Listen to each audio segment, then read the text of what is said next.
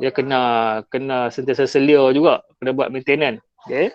So the purpose of the maintenance is to provide ongoing assistance for an information system and its user after the system is implemented. So maksud dia nak provide bantuan buat maintenance, seliaan dan sebagainya sepanjang masa sistem ni digunakan. Okay. Baik, so fasa maintenance ni berkata fasa yang panjang lah. Dia akan sentiasa berjalan selagi sistem tu digunakan. Okay. Baik, what happen during this activity? So dalam fasa maintenance ni biasanya apa yang dia buat? Determine initial maintenance need. System analyst should meet with user, collect post implementation system review to discover whether information is performing according to user. So dia nak pastikan sistem ni berjalan seperti yang memang dah dikendaki, tak ada error dan sebagainya. User time ni lah dia akan kumpul maklumat daripada user yang dah guna sistem tu. Okay. Masalah-masalah apa semua dia akan nilah time ni. Kalau ada masalah, so dia akan perbetulkan. Kalau major ada masalah yang utama yang besar, dia akan lagi cerita tadi tu. Okay. So maintenance activity include fixing error, improving system operation. Okay, tu segi maintenance. Kemudian dalam masa yang sama juga dia buat aktiviti yang kedua, monitor system performance. Okay, so dia perlu kena selia, determine whether the system is efficient or unstable, inefficient or unstable at any point. So dia kena sentiasa check juga, adakah tiba-tiba sistem tu ada masalah ke, error ke apa ke. So dia kena bertindak cepat lah. Okay. If it is, the system analyst must investigate solution to make the information system more efficient and reliable back to the planning phase. Okay, so peringkat ni kalau tiba-tiba dia dapati bahawa sistem ni tiba-tiba selepas digunakan tiba-tiba ada masalah. Dan kalau masalah tu masalah major, then dia kena buat pembetulan yang kita kata pembetulan yang besar. So dia akan patah balik ke fasa planning.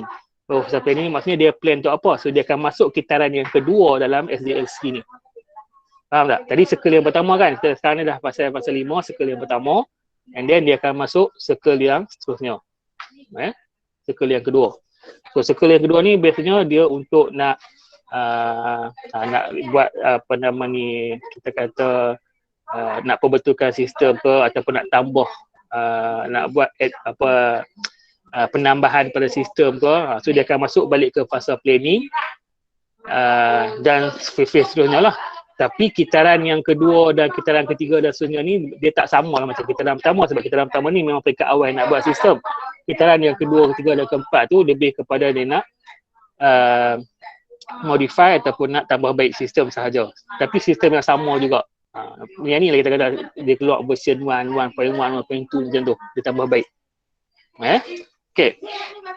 So kemudian dalam masa sama juga dalam peringkat maintenance ni juga dia akan buat maintenance dari segi sistem security lah, sebab ini pun penting juga. Sebab sistem maklumat dia akan menguruskan data-data, so penting untuk nak jaga keselamatan data ni. Begitu juga dari segi hardware, software dan sebagainya. Okay. So ini dalam fasa maintenance. Baik.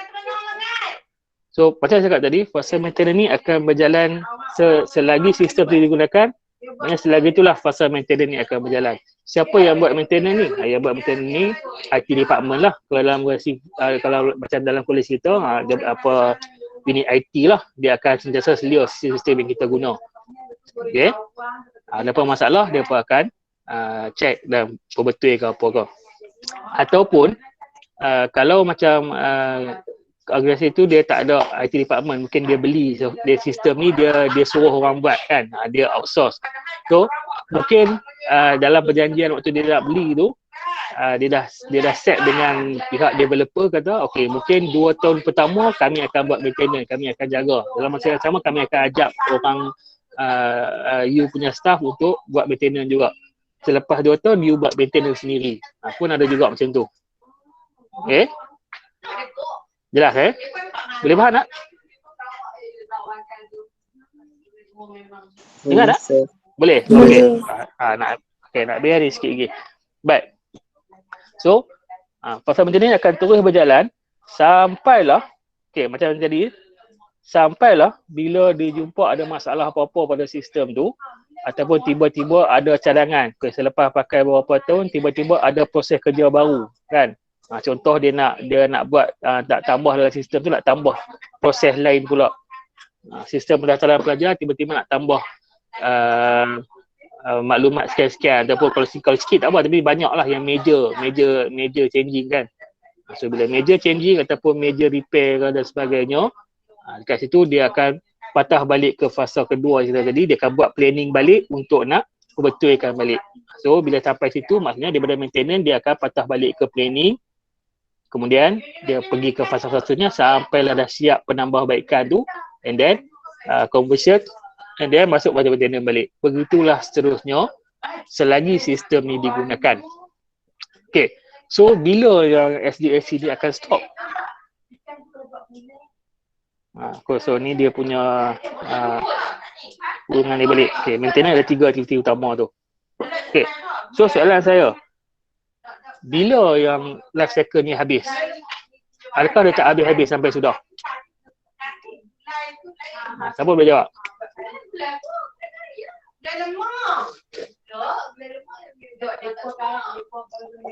Ada? Boleh jawab?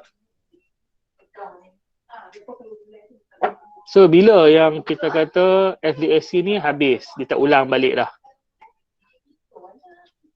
Agak-agak ada tak? Kau memang tak habis-habis SDLC ni? Sampai aku sudah? Tak habis ke?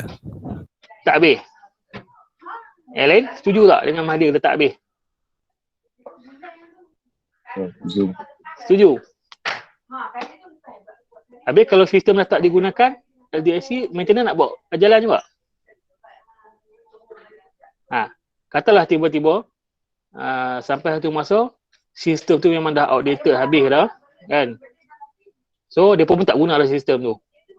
So dia punya maintenance jalan lagi tak?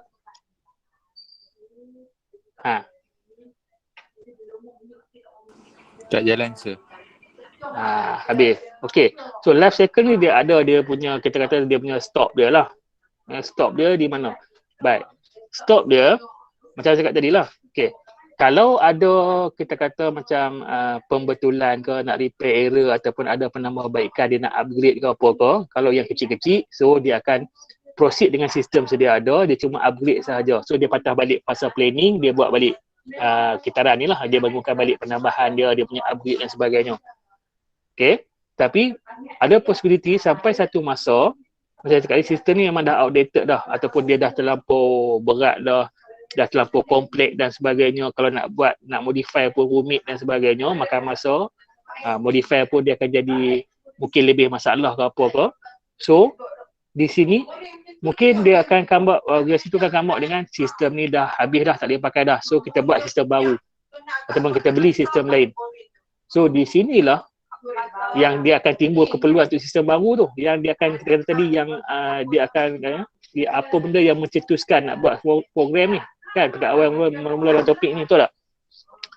So bila dia decide macam tu, dia kata sistem lama ni dah tak boleh pakai dah, kita dah repair pun, kalau kita nak modify pun jenuh lah dia kata kan. So lebih berbalik kalau kita buat lain je lah, buat baru, kita bangunkan sistem baru, sistem lama ni kita ganti nanti. So bila dia decide macam tu, maksud dia dia akan start dengan sistem SDLC yang baru untuk sistem baru, SDLC lain lah untuk yang sistem lain tu. So selepas dia dah buat sistem baru sampai ke fasa untuk dia buat conversion tu, so automatic dia stop guna sistem lama, dan di situlah habislah SDLC untuk sistem lama tu, habis. Tamatlah SDLC untuk sistem tu. Pakailah SDLC sistem lain pula, sistem baru pula. Boleh? Boleh faham tak? Boleh? Okey. So itulah dia punya ending untuk sesuatu SDLC. Maksudnya dia habis SDLC tu, sistem tu, biasanya dia akan start dengan sistem yang lain pula lah.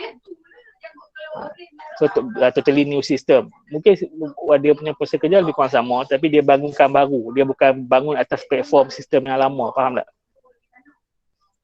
Okay. Baik.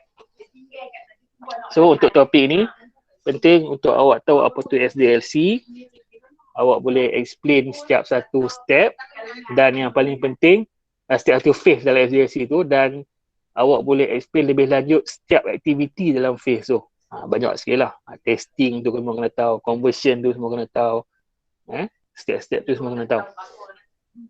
Okay. So yang ni memang banyak sikit lah awak nak kena hafal. Tapi jangan hafal sajalah, kena faham jugalah. Okay. SDLC ni dia bukanlah kita kata benda yang wajib, tapi dia kita kata tools untuk membantu untuk nak membangunkan sistem dengan lebih efektif. Kalau tak pakai SDLC ni, mungkin dia pakai model lain, tak ada masalah kan, ataupun memang dia tak pakai sistem langsung, dia main hentam terus buat coding kan, nak sistem terus buat coding, design produk buat coding terus. Mungkin boleh siap juga sistem dia, tapi mungkin makan masa yang lama, mungkin makan kos yang tinggi. Mungkin siap tapi tak tak betul sangat pun sistem tu kan, banyak masalah. So dia jadi buang masa, tak efektif kerjanya. So bila ada development model macam SDLC ni, so dia boleh make sure that development tu lebih tersusun lah. Hilang buat saya punya shut down the screen lah. Okay. Dan SDLC ni dia tak sama lah, dia bergantung pada size sistem nak dibangunkan tu. Kalau sistem yang nak dibangunkan tu sistem yang besar, so of course dia melibatkan ramai orang, dia project management, project team pun ramai. So mungkin masa bagi setiap fasa tu pun berbeza-beza lah kan. So kalau sistem besar, dia kena buat research lama, dia kena buat analisis pun panjang, data pun dia nak kena design pun banyak dia nak kena buat. So dia punya time frame untuk setiap step tu tak sama lah. Jelas Kemudian bila masuk cycle yang kedua dan seperti yang saya cakap tadi, dia pun berbeza-beza jugalah, dia tak sama macam cycle yang pertama. Okay.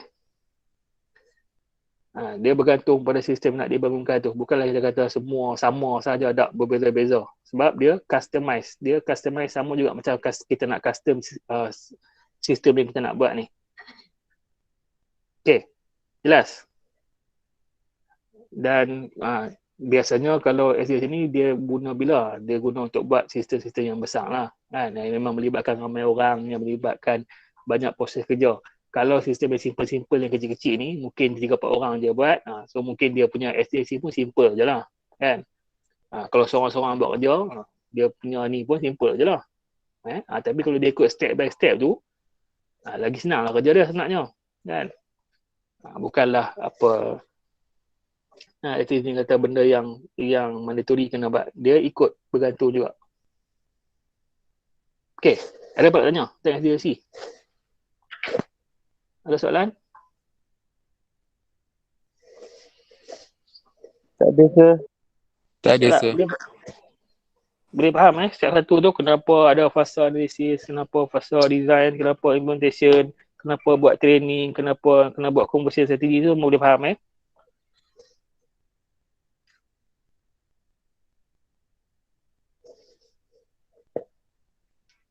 Boleh sir. Boleh? Okay. Baik. So, untuk topik ni memang awak kena ni lebih sikit lah. Untuk nak banyak point ni awak nak kena hafal. Tapi jangan hafal saja. Make sure awak faham. Kalau tak faham, tanya. Okay. Baik. So, selesai untuk topik SDLC. InsyaAllah minggu depan kita akan masuk topik yang terakhir dah. Introduction to Programming. Okay, sekarang nanti saya rekod balik lah kuliah ni, yang part ni. Sebab ni kita dapat separuh je, terlupa nak tekan rekod tadi. Alright. So, kalau tak ada apa soalan, saya rasa itu je lah untuk kuliah kita hari ni. So, nanti boleh tengok balik lah bila saya dah upload nanti. Alright. So, kalau tak ada apa, terima kasih banyak. Itu saja untuk kuliah kita untuk hari ni. InsyaAllah jumpa lagi minggu depan. Okay, jangan lupa isi attendance dalam WhatsApp. Okay, terima kasih. Assalamualaikum. Jumpa lagi. Terima kasih sir. Thank you sir. Okay, sama. Thank you sir. Thank you, sir. Sama-sama. Thank you, sir. Sama-sama.